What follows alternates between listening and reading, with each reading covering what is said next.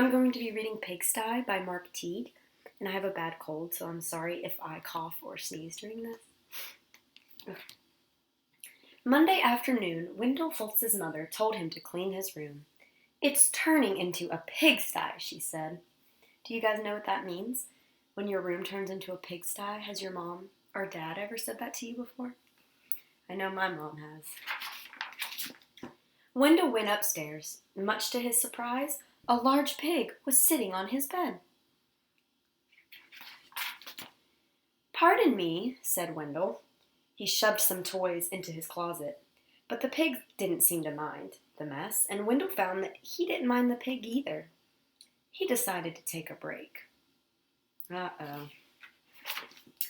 When Wendell's mother came to look at his room, the pig was hiding, but the mess was still there. She threw up her hands.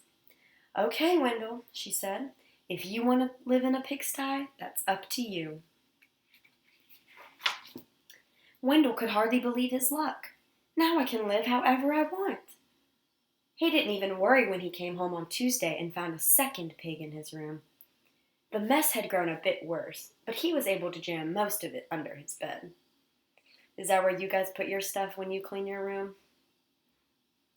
"Pigs are all right," he said, "as long as it's only one or two." What do you guys think is going to happen next? In fact, they had a wonderful time.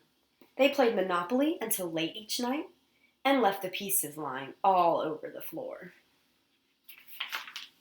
They had paper airplane wars and pillow fights. The bed became a trampoline. Then 2 more pigs showed up. The mess just grew and grew. That night, when Wendell went to bed, the pigs were lying everywhere. They rolled up in his blankets and hogged the pillows, too. Wendell told himself he didn't mind, but then he found hoofprints on his favorite comic book. And Friday, when he got home from school, he saw that someone had been sitting on his basketball. And his baseball cards were chewed. "That does it," said Wendell. "I've had enough." He ran downstairs to tell his mother. "Sorry," she said, "but your room is your responsibility." She handed him a broom. What do you think his mom wants him to do with his room now? She's not going to help him clean it, is she? Wendell started to complain. The mess was too huge.